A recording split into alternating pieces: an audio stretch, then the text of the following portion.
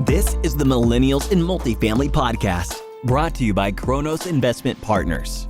We interview industry experts to unlock key information that will help young professionals break into the multifamily world in order to create long-term and short-term wealth. If you enjoyed the show, please head over to iTunes and leave a rating and written review so we can reach more listeners. Thank you for joining us on today's episode of the Millennials in Multifamily podcast. I'm your host, John Stober, with my co-host, Fritz Ritter. And today we have Brian Burke, CEO of Praxis Capital, on to talk about how he went from flipping houses to acquiring multifamily assets on a quasi-institutional level. Since 1989, Brian has acquired over 750 properties, consisting of more than 3,000 multifamily units. He's built his own property management company and has arranged well over $500 million in debt and equity for Praxis acquisitions.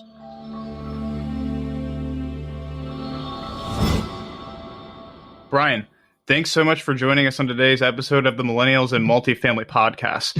Could you just tell our listeners a little bit more about your background and how you got to where you are in the real estate investing business?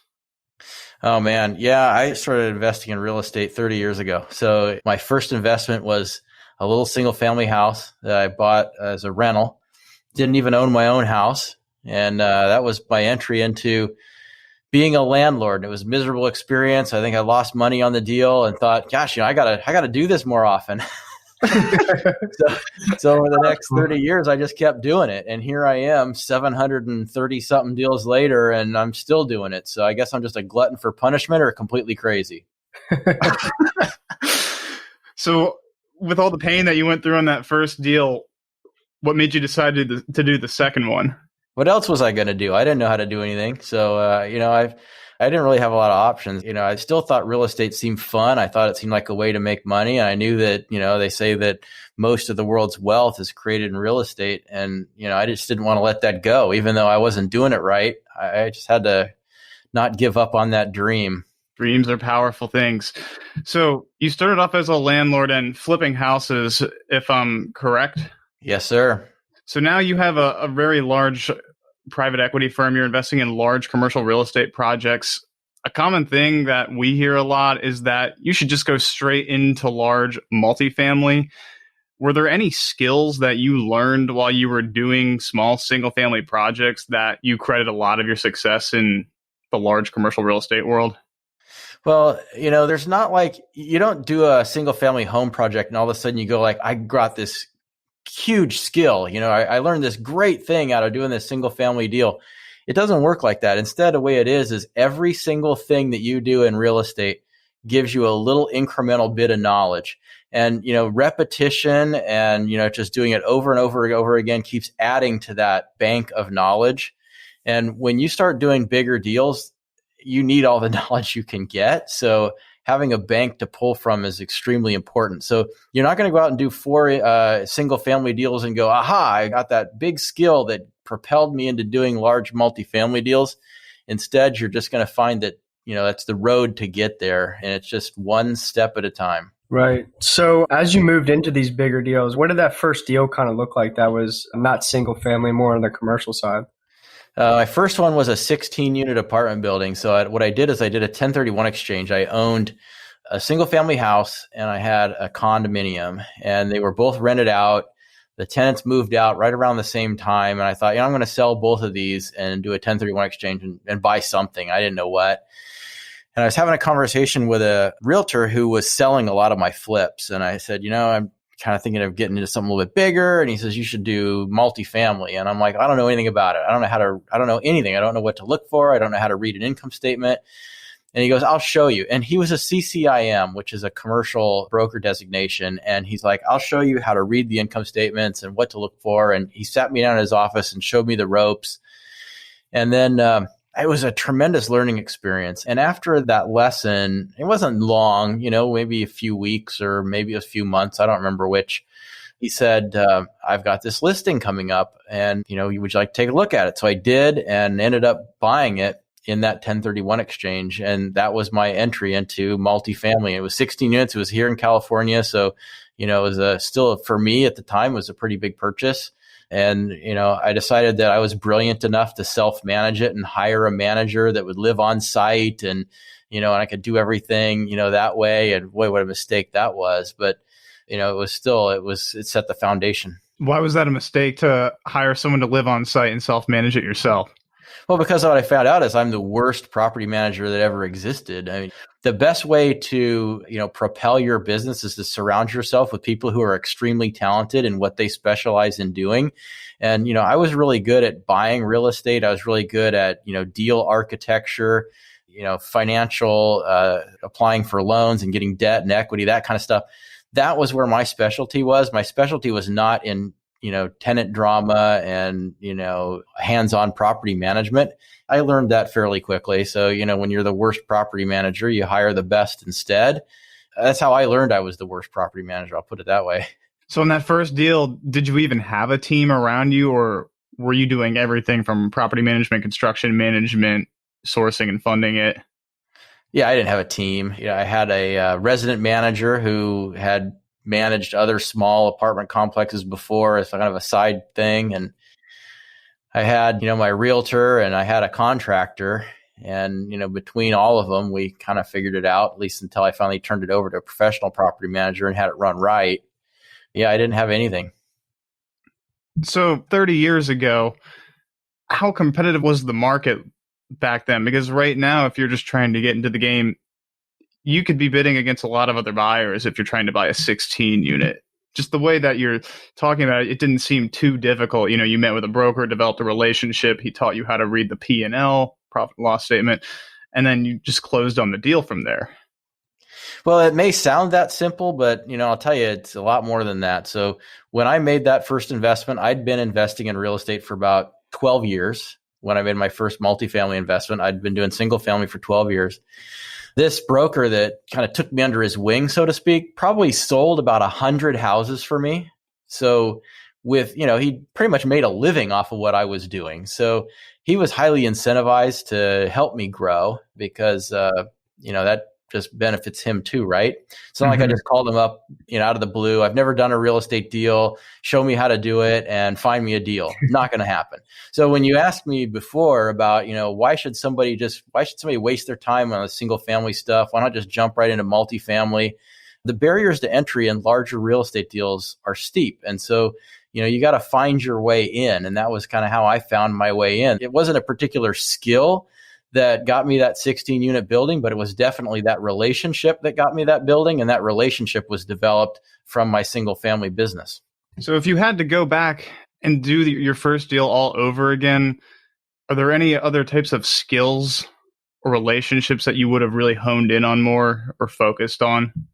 Geez, knowing what I know now, and I look back at, my first, call it 100 real estate purchases, I probably wouldn't have made any of them. When you actually know what you're doing, you're kind of like, gosh, I was an idiot. What did I do that for?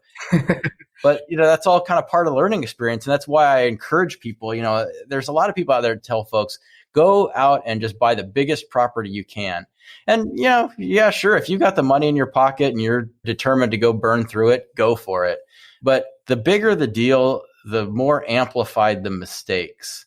Those mistakes are really costly. And, I am a big believer in kind of learning your way through how this stuff works on a smaller scale so that when you make mistakes, not if you make mistakes, when you make mistakes, those mistakes are smaller and they're not going to take you out. When I did my very first real estate deal, if I would have lost 10 grand, it would have been the last real estate deal I ever did in my whole life. That would have been it. I never would have recovered from that. I could not have afforded to do that. It would have taken me years to pay that off. So you go out and you do a big multifamily deal. I've had deals where I've lost $1.5 million of my own money on a deal that, I never would have been able to recover from early on. And that's how things are amplified as the size of property grows. So I say you grow your way into it. And you just let that incremental knowledge guide you.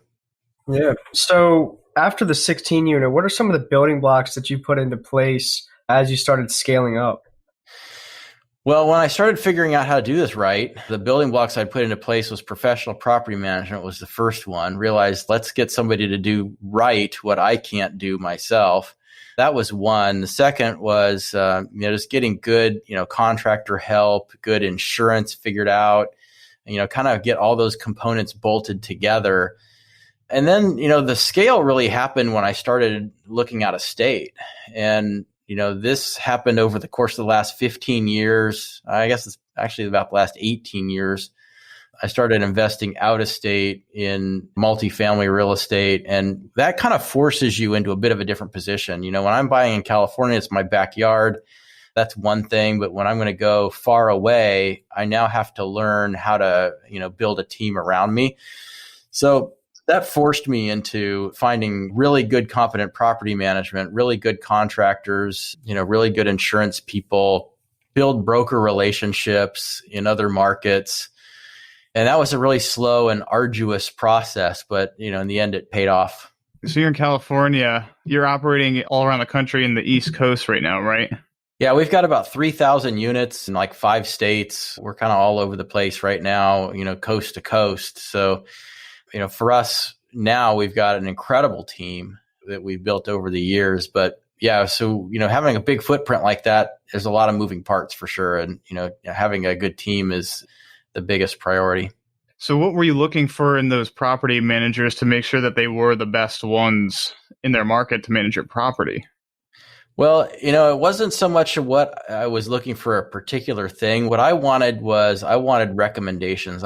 So the way I found my property managers when I was hiring third-party management, now we have our own management company. We do everything in-house. Not me, but it's still in-house. When we were doing third-party management, what I would do is I would talk to the brokers in the markets where I was buying. And I would ask every broker I talked to, give me the top 3 property manager recommendations for the type of property you're showing me right now. And what was interesting is over time, I'd start to see the same names come up over and over from different brokers. And the reason that this is important is because, the common way of finding a property manager is, you kind of start calling around or, you Google or whatever, and you try to find somebody that's managing real estate, and you start, you have a list of 20 or 30 or 50 questions, and you call them up and you ask them all these questions and you get answers, and, then you kind of pick who you think is probably the best one. But maybe what they really were was just the one that had the best answers to the questions, but not really the best managers. So the other way, and the way that I kind of, I don't say that I invented this method, but it's the way I started doing it early on and continued using this method all the way through using third-party managers. When I would ask brokers, I frame the question like this. I'd say, look, you see the financials from every multifamily property in this market because you're trying to sell those deals, right? And out of all the deals that you're trying to sell and all the financials that you looked at, which management companies are really getting it done and which ones are just a total waste of time. So out of all the deals you look at, who's the best management company that you see out there that's actually really knocking it out of the park? And they'll tell you, and this is coming from results, right? Because they're looking at financials, they're looking at rent rolls, they're looking at rent comps to see who's getting the most rent in a submarket. These are going to be like real result-oriented answers, not just, here's 20 questions and see who answers the best. So 3,000 units currently in your portfolio. I think you've owned almost as many as 10,000 at once, right? I wish we were that big. No, we weren't that big. We're on our way to 10,000, and that's our goal, is to get to 10,000. But our portfolio right now is about 3,000. It's as big as it's been. Geez, it might be as big as it gets for a while because we're selling about 1,000 units this year. We bought 1,000 units last year. We're selling 1,000 units this year. I'd like to add another 1,000 and get to 4,000 this year, but that means I have to buy 2,000 units this year, and that's proving to be pretty difficult. So we'll see what happens. So at what point did you decide to bring the property management in-house? Why did that make sense at the time? Yeah, that happened about 3 years ago. I elected to bring the management in-house, and it was kind of there were 2 parts to this. What was really driving the bus on wanting to do this was that as we were growing, I wanted to get institutional partners, guys that could write $20 or $30 million checks to buy real estate with us. And the institutional partners overwhelmingly prefer operators who are managing their own assets. And so I knew that if we wanted to grow into that space and, play with the big boys, we had to grow up and act like it. And that meant we had to have management in-house.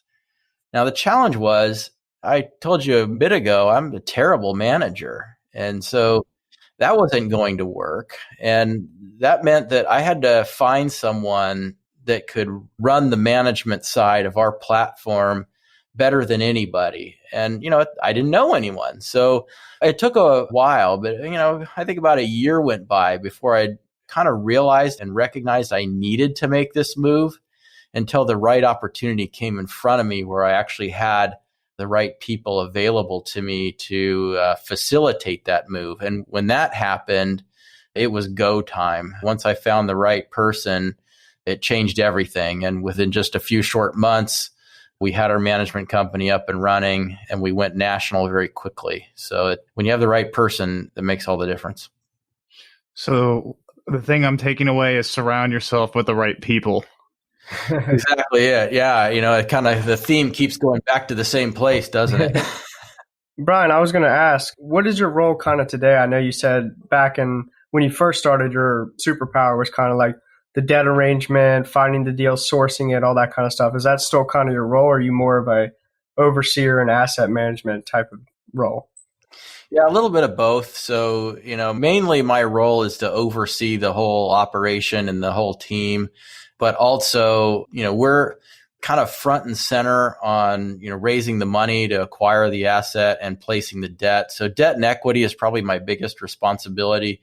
On the equity side, I have a team in place that helps with that so that I don't have to manage the entire process all the way through. But that is our core competency, is raising money and debt and sourcing acquisitions. So we've got a good acquisitions team here with a few people just dedicated solely to acquisitions. Yeah, I have to kind of be the voice of reason, the grim reaper, I've been called, the deal killer. I like to call it just the final decision maker, where, I have to look at it from the 30,000 foot level and look for threats and decide whether we can mitigate those threats or if the threats are too great and just kill it. So, really, I'm kind of that last line of defense just to make sure we acquire the right assets. So with 3,000 units, what does your team look like, or how many people are on a team with a portfolio of that size? We have 55 employees in 5 states on the operations side. Plus we've got about 6 people on the, I guess it's 4, 5, 6 or 7 or 8 people kind of more on the acquisitions and administration side. So, we're approaching 65 pretty quickly. I'd expect by the end of this year, we'll be over 100 employees. Wow.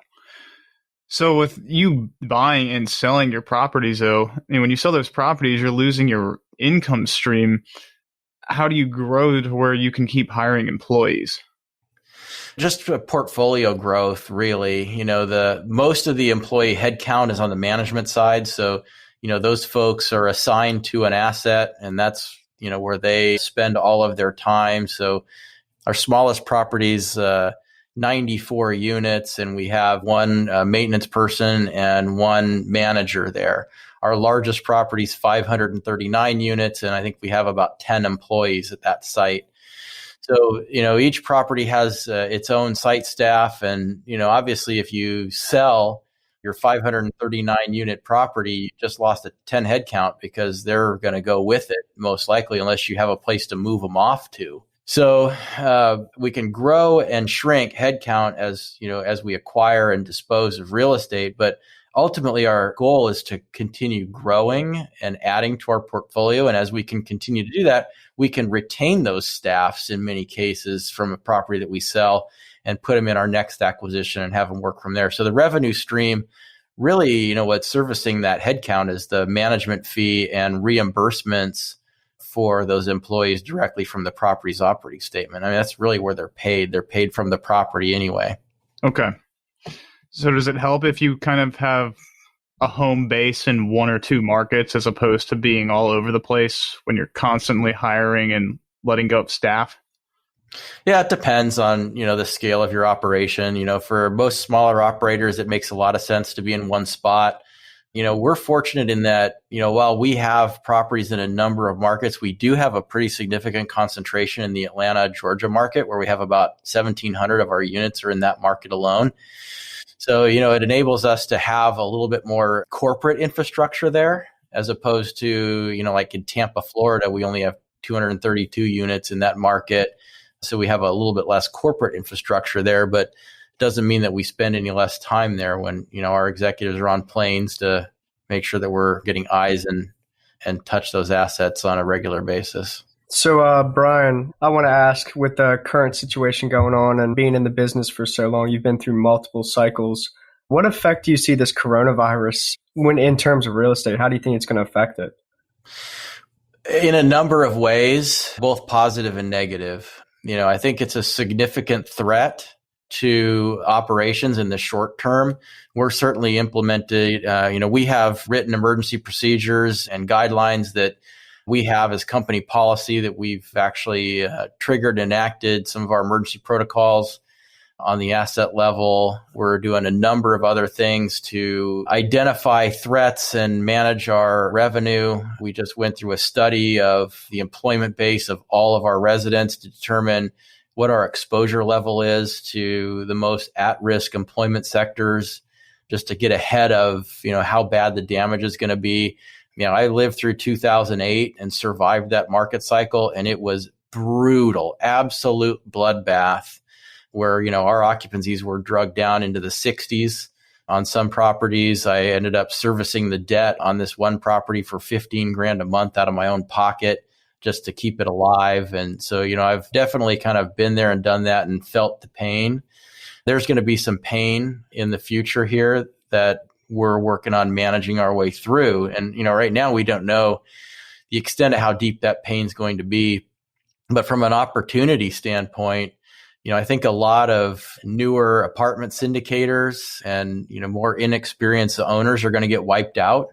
So I see it as an opportunity where we're going to have the ability to acquire some property at maybe even a more favorable basis than otherwise, with a lot less kind of euphoric and enthusiastic competition. Unjustifiably euphoric and enthusiastic. You hear all the, everybody's got to have a place to live and real estate's recession proof and all that hogwash that's passed around out there. When reality sets in and they find out that this is actually a hard business and there's risks, a lot of those people are either going to go away or learn how to get conservative. And instead of having to bid against 20 amateurs on a property for $20 million that they have no business buying, I'll be up against real professionals who understand the risks and price themselves accordingly. So I have a feeling that from an acquisition standpoint, that's going to be favorable, but it's going to be painful for a lot of people, myself included, in the near term. So you said you're going through your tenant's employment base. Could you talk about some of those other emergency protocols that you're implementing right now? Yeah, so we've got a number of things. One of the most important is to safeguard our staff and our team and our residents. And, so with 55 employees and probably about 5,000 residents, if you figure there's probably 2 to 2.5 people in every apartment unit, the safety of our staff, our team, and our residents is paramount to us. So, obviously we've implemented CDC precautionary protocols at all of our properties. We've closed all of our leasing offices to in-person visits. We have some pretty robust technology in place already, fortunately for us. On a corporate level, our technological backbone is all cloud-based. We have very sophisticated enterprise-grade systems that we've also battle tested because we were evacuated from our headquarters 2 separate occasions in 2017 and 2019 as a result of wildfires here in Northern California. So we've got experience in kind of, working from home and scattering teams and still being productive on a remote basis. So, we're doing those things. We're not answering non-emergent maintenance calls. If we have to replace a smoke detector battery or a furnace filter, we'll leave it outside the resident's apartment door and they can retrieve it from there and do that installation themselves. If it's a repair that actually needs the maintenance technician to enter the unit, they're gearing up with some protective clothing equipment, going in, making the repair and decontaminating upon exit, including sanitizing all their equipment and tools when they leave. We have a full online leasing platform, so we can lease units using online applications. The only thing we really cannot do is an in-person tour to show somebody a unit or show them our model. So we've got our each property staff is now making a video tour where they're kind of just doing the same thing they do on a personal tour of going down the tour path and showing them the putting green and the swimming pool and, the inside of the unit. And we're putting those videos on our property's Facebook pages and making them available online so that people can, come to the door, realize the office is closed. It shows them where to go to, kind of view the interior, where to go to apply online, and then, through telephone and email and so on, we're able to, complete that transaction and still have some level of leasing activity. So how about collections though? Because if tenants if they stop going to work, their income stop, are you changing your policies as far as collections and tenant screening too? Only to some degree. On screening is still pretty much the same. I mean, you have to have employment and you have to have 3x the rent in order to qualify from an income level. If you have no employment or no income, obviously it's not going to qualify. So from the screening perspective, not really much change there. From a collection standpoint, certainly we have to face reality and understand that, there's going to be some hardships on behalf of some of the residents. Our estimates so far are, depending on the property, anywhere from 10% to 25% of our residents are in at-risk employment sectors. The balance of those folks we think are likely safe or safer from income disruptions from what's going on just based on their employment. For example, we have one property that has a very high concentration of healthcare employees, and pretty safe to say those jobs are probably fairly sound. They're not going anywhere anytime soon. But we do have a couple properties where we have at least a mild concentration of, either, restaurant, hotel, or travel or airline employees, and their employment is what we'd consider to be more at risk.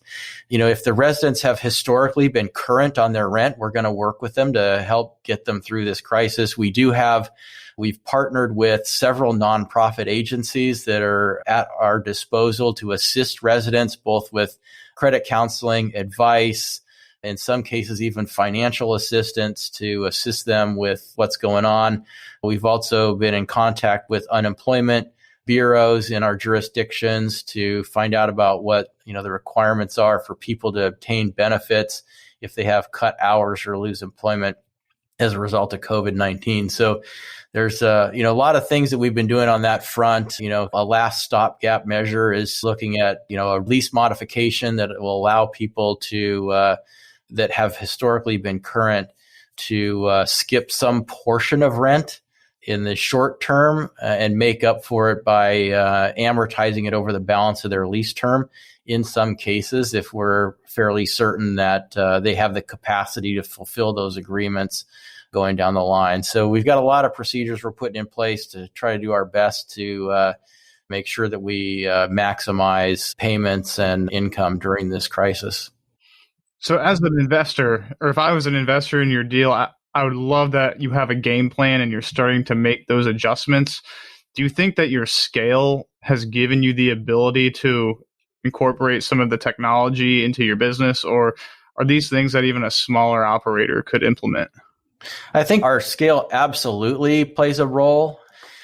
I think also our experience, between the four main folks here, we've got 106,000 units of multifamily experience. The newest guy has been doing this 25 years, and the oldest guy has been doing it over 40 years. So we've got a lot of experience. We've been through market cycles. We've been through the SARS virus scare that happened a number of years ago, and been able to actually dip into some of that historical experience to be able to guide how we respond to this crisis. So I think scale is part, experience is part. In terms of smaller operators having technological infrastructure, certainly there's still a level, no matter how small or large you are, there's always a level of technical advantage that you can deploy. I mean, the simplest level is a service like Dropbox, right? Where you can have cloud-based storage so that you don't have everything on a file server in one physical location that you're unable to access. Having remote desktop capability to be able to remote into a server or computer from an offsite location is important. Things like cloud-based property management software, while industry standard, is very pricey for a small scale operator to be able to afford in many cases. But oftentimes small scale operators use third party property management who does have the scale and does have those tools already. So, you can leverage the infrastructure and resources of your property management companies if you're using third party management and capture many of the same advantages that we have as a larger operator. Are you struggling to understand how to underwrite multifamily properties? Hi, I'm John Stober, and I completely understand your problem. I thought underwriting would come naturally to me due to my background in finance and accounting, but I quickly found out that there aren't a lot of resources that cover this subject. I had no idea whether what I was doing was right, wrong, or just original. I don't want you to have to pick up little nuggets here and there like I did, so I wrote an ebook called How to Analyze Big Apartment Buildings and Make Them Feel Small that puts together all the pieces of the puzzle. We're also giving away a deal analyzer with the ebook, and they're both completely free. Don't wait as long as I did to start chasing financial freedom. Go to bit.ly/underwriting ebook and get your free copy today.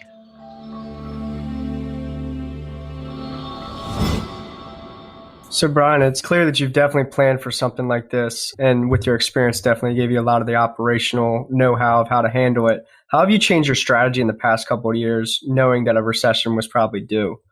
I think the biggest change in our strategy has just been staying conservative on our financing. The biggest thing that killed people in the last recession was over leverage. And, it was really important to us to have flexibility in our financing. One thing I've never done over the last, call it 5 or more years that, we've been kind of getting into a more mature cycle is take on fixed rate debt. We financed everything on floating rate debt, which right now is making us look like geniuses. Everybody told us we were idiots for doing that. And, here we are, our rates are going down, which is helping us when there's potential threats to income. Our debt service is actually going down. So that gives us the ability to absorb that threat a little bit better than if we had fixed rate debt.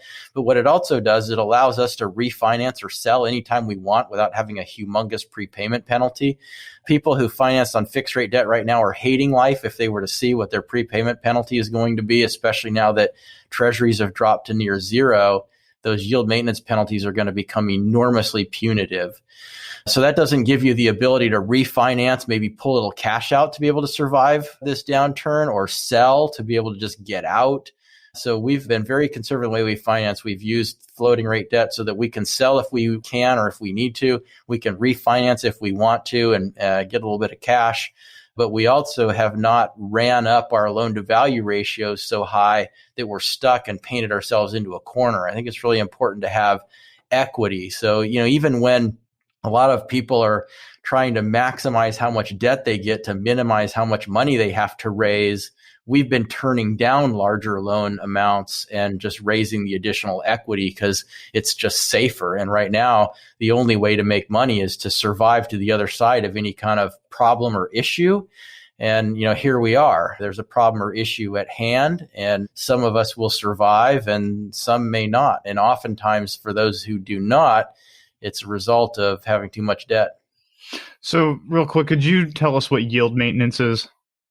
Yield maintenance is a prepayment penalty that's instituted by the lending agencies, particularly Freddie Mac, Fannie Mae, but even some bridge lenders, where you essentially have to ensure that they receive the yield that they expected to receive. So in other words, if you sign up for a loan that's got a 10-year term at 4% and you want to pay it off in year 2, the lender was expecting to receive 8 more years of 4% on their money.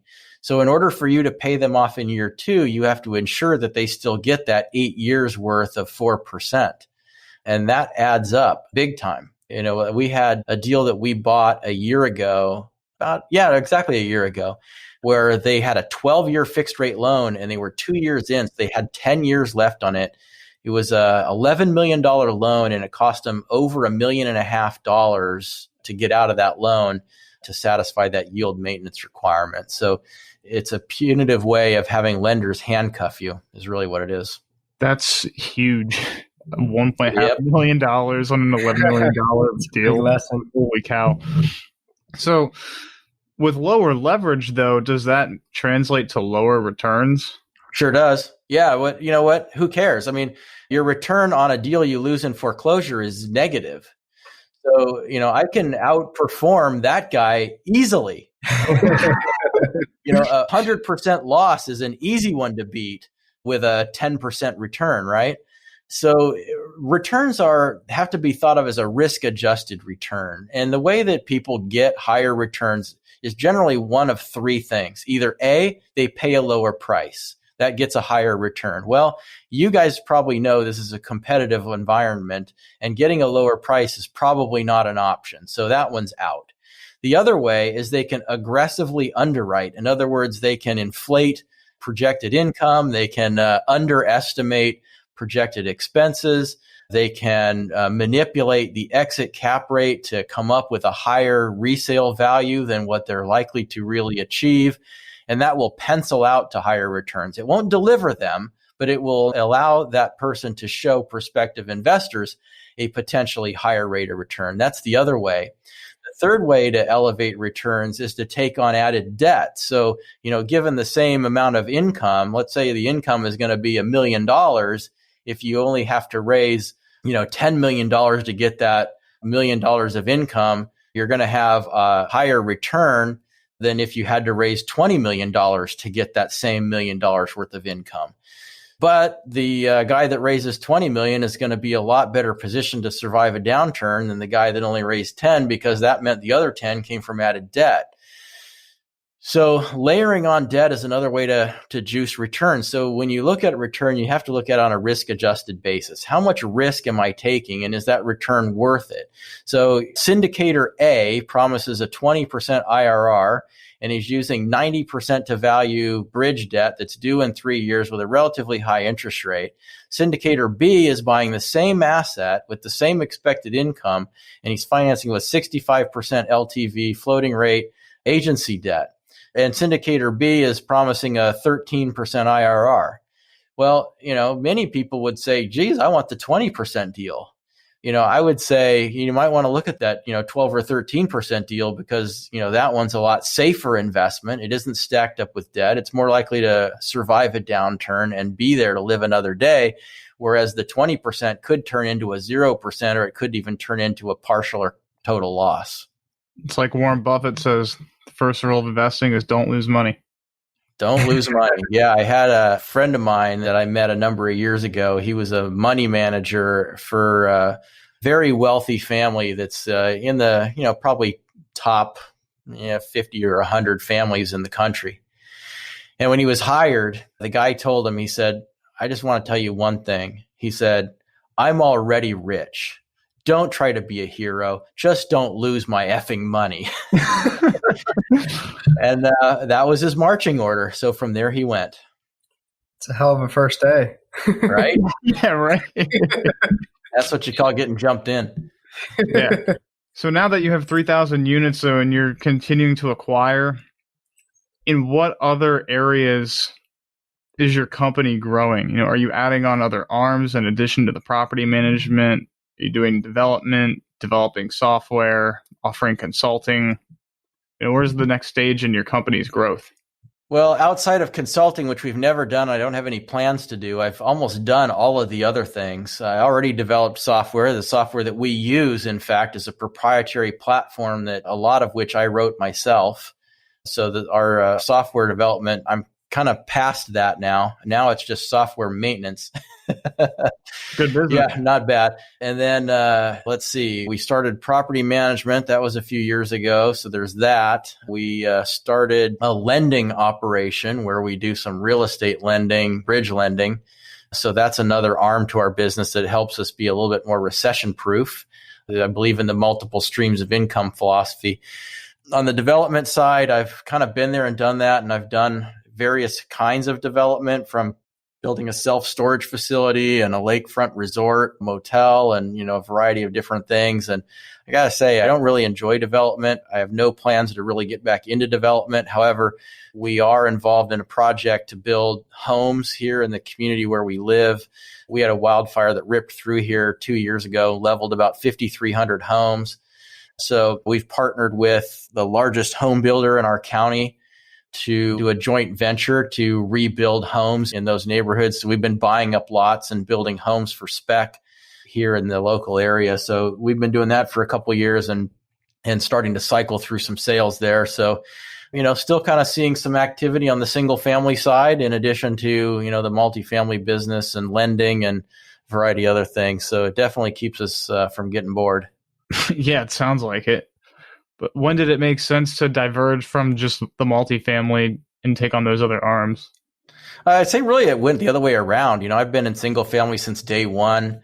I actually was a developer before I even got into multifamily, when I built, a dozen or so single family homes way back in the day on lots that I bought at foreclosure auctions, and then just built spec homes and sold those. So kind of went down that path. And then, when I couldn't figure out how to buy some commercial real estate, so I figured I'd just build it instead. So I tried that for a while and did that. So, multifamily was something that I was doing on a smaller scale alongside all of these other things all those years. But we really started scaling the multifamily business over the last 10 years. And I really kind of got out of development about 10 years ago. So, we're really kind of moving more of the opposite direction. So why do you love multifamily then? As you said, it's not recession proof, which everyone online will tell you it is. Liars. Well, I'll say this, residential real estate is what I understand best. Having started in the single family space, and, I've bought, 675 houses or something like that in the years that I've been doing this. And I really understand single family and residential real estate. Multifamily is just a scaling of the residential sector into larger residential assets. And I understand that business really well. Plus, I have a great team surrounding me in the multifamily side of the business. So, it's what I know, and that's why I like it. I like doing what I know. I like doing what I'm familiar with and what I know how to navigate. What I like less is mystery and being in sectors that I don't understand as well. And so you're probably not going to see me anytime soon go out and construct an asphalt plant or a FedEx distribution facility type of, industrial asset, or, I just don't know a lot of that. I'm not going to go buy a marina. There's just sectors of real estate I'm just not that familiar with. And I found that whenever I venture outside of my box, I get my hand slapped and I have to curl back into where I came from. So now I'm just going to stay there. It's like Tony Robbins says. He said, you only like the surprises that help you. You don't like bad surprises. Yeah. You're doing something this long, you get a lot of bad surprises, and injuries heal slowly. What do you think has led to your company's success more than anything? Our investors have led to our success more than anything. When I started this business, I didn't have a dollar to my name, and I had no experience, no connections, no knowledge, no money. I had nothing. So I had to slowly build up enough credibility to get people to believe in me and provide funding for what I was doing. And that took a lot of time to get there. But once I got there, it was like a light switch, and it really took my business from a semi-hobby to an actual business. And without them, I'd still be in law enforcement. Probably, maybe I'd have retired on a state pension by now. I just hit 50, so I would have been eligible to retire. Maybe I would have gone into management, become a sergeant or lieutenant or something like that. But this path took me to real estate. That's where I really was my passion. But I couldn't have done it without people that believed in me and gave me the funding to get me here. And that continues to this day. We've got over 1,000 investors that have given us over $100 million to be able to do what we do. So, Brian, I was also going to ask, what are some things that you would recommend people into how to like develop those relationships? How should people like put themselves out there to gain that trust to really kind of get that scale that you're talking about when you got your investors to believe in you? Well, you said a key word there, and it's. I'm glad you said that because a lot of people don't say that. What they say is they say, "How do I go find investors?" or "How do I get my deal funded?" And the answer to both of those is you're asking the wrong question. You ask the right question. The right question is, how do I get people to trust me? And that's really what this is all about, is people will only invest in you because they trust you. They're not going to invest in your lousy deal, no matter how good it is. They don't care. They're going to invest because they trust you. So what you have to do is you have to give them a reason to trust you. And the way I did it, and everybody's going to do this differently because you're going to have your own approach, but the way I did it was through repetition and showing some results. And so, the first time I bought a property, I managed to get a finance company. I had good credit. I paid my bills, and I had credit cards, and I paid them on time and never missed a payment. So I was really young, but I had really good credit. And I managed to get a finance company to give me a loan for most of the purchase price. And for the rest of the purchase price that I did not have, I leveraged my credit and, I don't know, my charm, I don't know what, to get the seller to agree to carry a second note for the down payment. And so literally I got my first house with no money out of my own pocket. That translated into at least having done something, right? Now I've done a real estate deal, and then eventually I sold it, and then I did it again. The next time I bought a house that was in foreclosure, I used my credit cards to finance some of the purchase, and I bought it and fixed it up and resold it and made a few dollars. And then, I did it again. And this time, a friend of a friend said, "Yeah, I've got a few $1,000s I can throw into the pot." So they did that, and we did another one. And then moneylenders came and funded a lot of what I was doing. And then that resulted in more of a track record. I documented everything I did. This is what I bought it for. This is what I sold it for. This is what I did to it. Here's before and after pictures. And that got more people to invest in what I was doing. And then that led to more people to invest. And it just kind of snowballs and cascades. That trust is earned by showing that you can produce a result, not because you found a great deal. That just takes time and repetition. Time and repetition. There's no shortcut. People want the shortcut. How do I get to having $100 million from 1,000 investors in the shortest amount of time? Go. Not going to happen. It's a slow process. It's like the patience prayer, right? God, give me patience and give it to me now. I know, exactly. And there's just no shortcut though. And I looked for every one of them. Believe me, I spent a lot of years looking for that shortcut to figure out how do I get big quickly. And I used to say all the time, it's not what I know, it's who I know. If I knew people who had money, I would have been able to have been so much more successful. But the reality of it is truthfully, I didn't know what to do with it, and I probably would have screwed it up. And if I would have done that, then I would have been toast. So, you just kind of have to grow organically and do it over time. And eventually, you get there. It just takes time. That's all. You just got to be patient. Yeah. I mean, you had your path and it got you to where you are now. And I never would have thought it possible. When I was in my 20s, if you would have told me, hey, in 30 years, you're going to have a podcast interview and you're going to say to the podcast guests, first of all, who wants to interview me? Who you're going to say to the podcast guests that you bought $500 million in real estate. I would have told you, you're absolutely insane. There's absolutely no way in my lifetime I'd be able to have such an accomplishment because I've got nothing. There's no way this would have been possible. So believe me, I'm as surprised as you guys are that I'm sitting here. And anybody that thinks that they can't do it or they didn't have all the advantages, that's BS. You just got to go for it. And, you got to stay the course, not give up and not take no for an answer. It's not going to come to you by itself. It's that grit. So that's it, man. What you need. So we are running out of time. I wanted to get to our section called the Fast Five. It's the same 5 questions we ask every guest who comes on our show. So if you're ready, let's dive right into these. Hit me. So if you had to start all over again and you were in your early 20s, how would you do it? Oh, please don't make me do that. Oh my God. I couldn't imagine. It is hard. It's so painful. I don't ever want to live through that again. But you know what? I'll tell you, it's freaking worth it. What would I do differently? I think I would have just gotten on it a little bit faster. I made my first deal. I did my first deal when I was 20 years old, but I did my second one when I was like 24, right? So, I mean, it took time for me to really kind of get out there and start repeating and going for it and doing it. And I was distracted on, kind of more career path development at the time. Man, I wish I would have stuck to just real estate and really focused on it. But you know what? I'm here where I am today because of every event that happened to me the course of my life.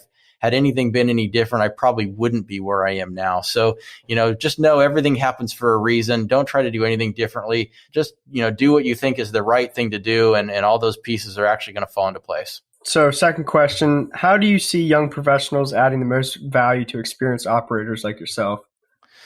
That's pretty tough. I had somebody ask me that question the other day too, and it totally stumped me because I got invited to these mastermind groups, right? Where you can, pay $5,000 and you can go and, go into a room with, other apartment owners and that sort of stuff to talk about best practices and whatnot. And it's like, guys, I'm not paying $5,000 because I have a mastermind right here in my own company. We have 100,000 units of experience. And it's like, this is my mastermind. So what could somebody from the outside come in and bring that adds value? I have a hard time figuring it out, but I will say this, there's always something somewhere, right? There's something that they're not doing right and they need a new, fresh perspective. And, younger people have a different view on a lot of things that sometimes us folks that have been doing it forever ignore completely because, we're so set in our ways and stuck on doing things the way we do them. So there's always got to be something. If you have a skill set, software development, marketing, social media, any of those things, and you can find some of these old fogies that still are in the dark ages, like me, you can seek them out and maybe add some value by bringing some of those specialties into their operation. But it really is tough. I mean, you just got to find kind of the right niche. Maybe you start with smaller guys, right? Guys that are just one or two steps above you because you can add a lot of value to them. And then as you gain experience, you step up to somebody that's, again, another couple steps higher than, further along than you are, and then just keep working your way up. And next thing you know, you're going to be really valuable to somebody like me because you're going to have a ton of experience to bring. That's a great point. I like that. I do too. So what's the biggest mistake you've made in your career and how did you adjust your business from it? Oh man, the biggest mistake. How much time do we have? Probably my biggest mistake was, going big too early. And I don't mean too early in my career. I mean too early in the cycle. I bought a 60 unit building, which was for me was really big at the time during the height of the late 2008 recession. Or real estate, actually, it was really a real estate market shift at that point. It hadn't turned into a recession yet, but it soon did. And even though I bought the property for half of what the guy before me paid, I was still about 6 months too early. And it was brutal. I survived it. My investors didn't lose a dime. It took me 8 years to get through it. But man, I wish I would have waited another 6 months to a year before I did that. And, to compound it, I had too much leverage. And that was really the reason why it hurt so bad. I suppose if I'd have paid cash for the deal, I probably would have been fine. So, timing is important, and missing the timing is a big mistake. And that was my biggest mistake. I missed the timing by 6 months. Fourth question, what's been your favorite way to incorporate technology or social media into your business? Our favorite technology stuff is just cloud-based software for both real estate and asset management and for investor management. So, we've got some really good online platforms on both of those fronts, which allow us, again, we're finding out how important that is right now in the midst of this COVID-19 crisis, how valuable it is to have that. So that's probably the biggest thing has been our cloud-based infrastructure. Awesome. And then do you have a favorite book you would recommend to our listeners? I have to answer that it's a book I just wrote, don't I? Go ahead. Free plug. I got to tell you, I haven't had time to read many books in a long time.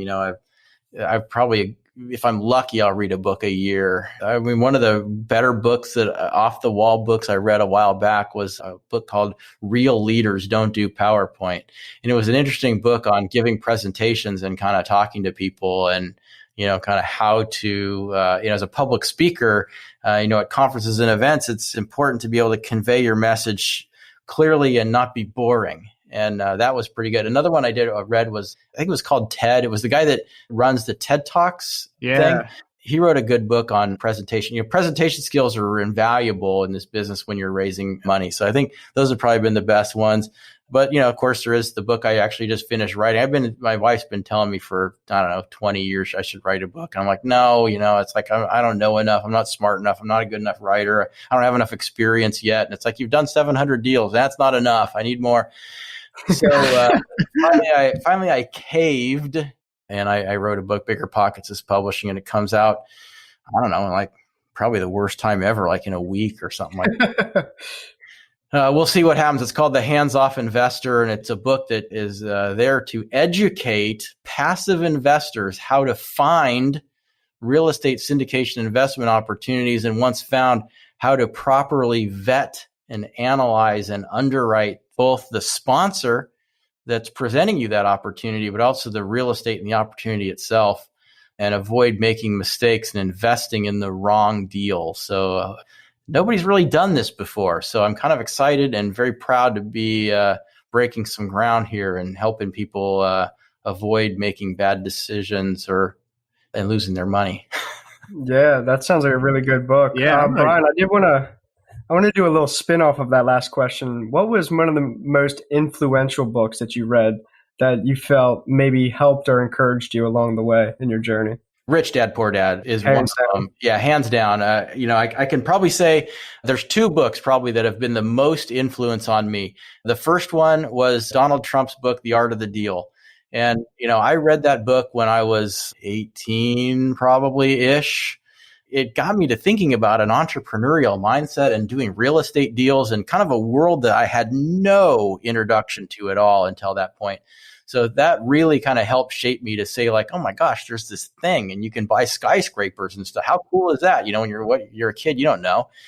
And then the next book was Rich Dad, Poor Dad, got me to really thinking about, why I want to be a business owner and kind of really understanding, what that meant and what that looked like. If you're going to think, you might as well think big. You got to. So, Brian, thanks so much for joining us today. I learned a ton of awesome knowledge from you. What would be the best way for our listeners to get in touch with you if they have any questions or if they are interested in investing in one of your deals? Well, for questions, the biggest place that I know of to go look for questions is biggerpockets.com. Great website where people can go and get advice about investing in real estate and post questions and read what other people say and what they think. I participate on that site on a fairly regular basis by, writing articles for their blog. I've been on their podcast 3 times, soon to be a 4th when I record one in a couple weeks. And then I would say, their forum threads, just an incredible resource. So that's a great place to go. You'll find me there I'm hanging out there all the time. Other than that, our website is praxcap.com, which is praxcap.com. There you can learn more about our business and what we're doing here. And, certainly if what we're doing seems interesting and something you want to participate in, there's some buttons you can click on there to raise your hand and we'll chat. Yeah, I'm sure they can figure that out. Yes, sir. Well, thank you so much. It's been great. And until next time. All right, Brian. Thank you. Thanks for having me on, guys. Thank you for listening to the Millennials in Multifamily podcast, brought to you by Kronos Investment Partners. If you enjoyed the show, please leave us a rating and a written review at iTunes so that we can connect with more people. Finally, head on over to kronosinvestmentpartners.com and sign up for our newsletter so you can stay updated on everything we're doing. If you're interested in partnering with us as we find new opportunities, you can also schedule a phone call with us under the Contact Us tab at kronosinvestmentpartners.com.